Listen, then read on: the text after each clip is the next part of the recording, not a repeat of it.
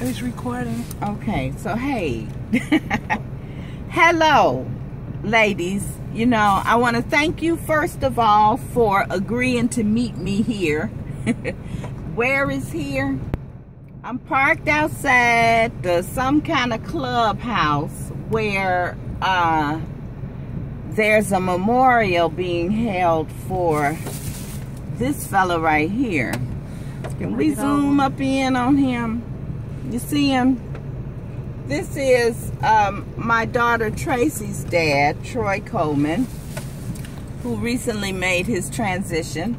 You may remember me talking about him when Tracy and I went and kind of rescued him way on the west side, where I was thinking Gunsmoke might have took place. It was so far west.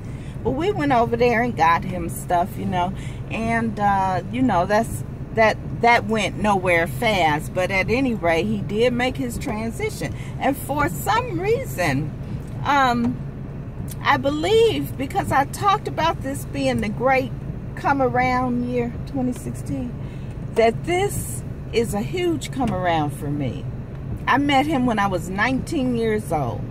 The first time I saw him, I'm walking down Adams, headed to my job at Continental Bank, where I was a Q-punch operator and minding my own damn business. And I saw him. He was standing on the damn corner in front of the court, sharp as Dick's hat band and fine as he could be. And I saw him and I crossed the damn street because something told me, do not even make eye contact with that Negro. You understand what I'm saying? You ever had that experience? You knew what was going to happen, that you was going to go down the rabbit hole so far that it would take a miracle to pull you back out. So I crossed the street and went on to my job. But on my way home, he was still out there. He was out there. And I was on the same side of the street. And he laughed, because I guess he knew too. And it's like, come on, let's do this get this karmic mission over with. And we got on the train, and I was shaking and nervous and quivering and shit. And I looked over, he had fell asleep. And when he fell asleep, this came over his face, and he looked like an angel. He looked like the sweetest angel I had ever seen. And I felt the love. It's like my crown opened up and the universe just poured this warm golden love down, and it just came down like when you take a shot of cognac or something, how that warm go down.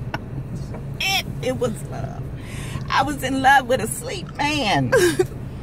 And it took me 13 years to break that spell. 13 years. In fact, he gets book 3. The whole of book 3 is devoted to him. But I got away, you know, and it's been like 25 years or something since I saw this brother.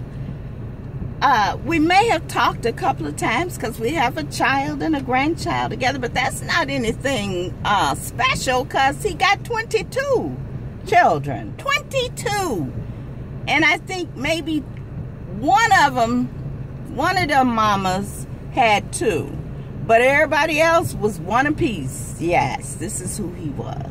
This is all the people to fall in love with on the damn train, because he sleep looking like an angel. I picked, or did they pick, the destiny picked, or whatever that story we had to play out. Oh my God. How I survived, I'll never know.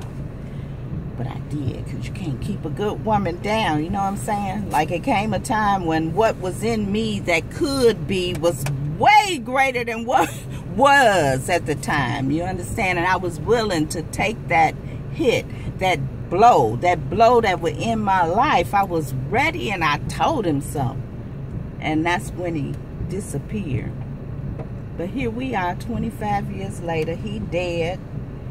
I'm the one that went with 5 of his children, one of which was mine, to see him at the crematorium totally unprepared for the experience, because I don't know that when they I don't know even why they was bringing him out for us to see him. And then all I know, we sitting there, and the next thing I know, they say,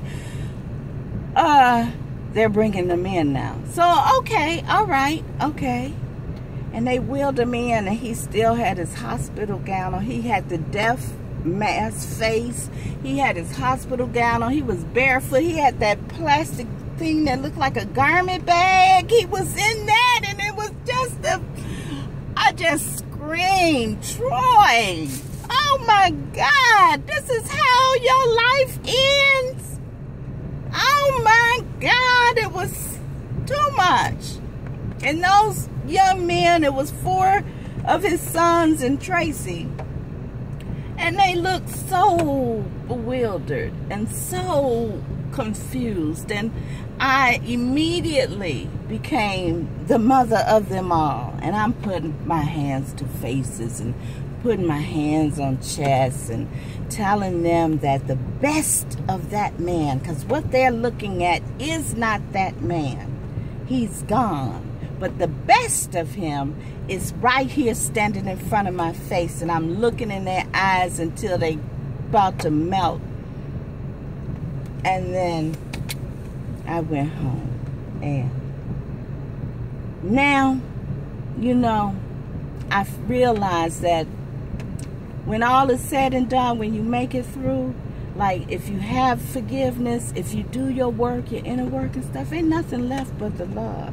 So that love that poured in my head, I could feel that. I could feel it, but in a way that let me know that that was a karmic destiny. And this is why I'm here at the end to close this thing out. I made this. I wrote his obituary. Look it out. Can you show him, Teresa? Do you see that? And this the program. That's so this just that part. But then no, baby. I got pictures.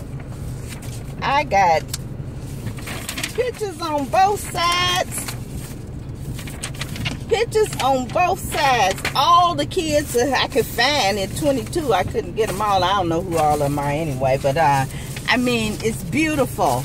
And so I'm sitting out here outside the clubhouse where they having this memorial, and it's crazy because his body's not here, but they having the memorial. And the people that are there, they're the people that were there when I was young and insecure and foolish and caught up and turned out and turned upside down and everything else. And they are still acting the same way they did back then, and being kind of dismissive and being kind of bossy with a subtle undertone. And I'm totally not hearing a goddamn thing any of them have to say, except for his sister. Because his sister and his mother, they loved me and I loved them. And I did this for him and for them. And he was flicking my light off and on in my room, and I lit the candle, and I called in the ancestors to help guide him.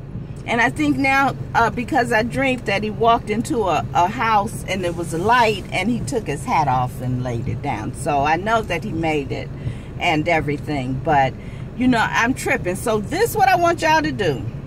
Because this was a bad man now, in every sense of the word.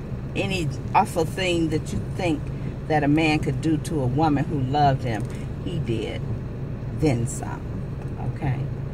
And it's only one thing, all those years, that I pull up where it was the one time that the veil was lifted when he was awake, and I could see his shining soul. And that was when he played the song by Leroy Hudson, Hutson. Please go to YouTube. And the name of it is, what's the name of it, Teresa? Tell me, do. I'm so in love. I'm so in love with you. I need you to play that. If I could, I'd play it for you now, but I'll just come back and we'll talk about it after y'all listen. But I have the greatest husband in the world because he knew my story. He knows my story, and he walked me through this. He down in Miami, and he walked me through this. Even when we had to get Troy from out of the dungeon down there on the west side and brought him, and he stayed in Tracy's house, my husband understood that this was a karmic debt, and he afforded me the space to go and close this out, because this is the great come around year, and what goes around comes around, and it has come to fruition, and it's a done deal. But go listen to that song, Leroy Hudson. All right, peace, y'all. Thanks for listening, ladies. I swear to God. Okay, love you.